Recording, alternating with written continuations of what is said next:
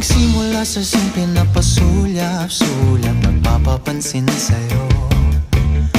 Umabot sa palitan ng mga mensahe, kilig na kilig ako. Kumusta, kain na, hello, magandang umaga.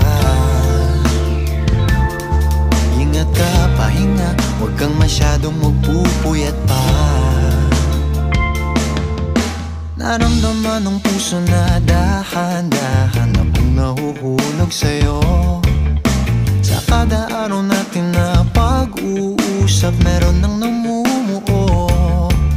Ngunit di ko na alam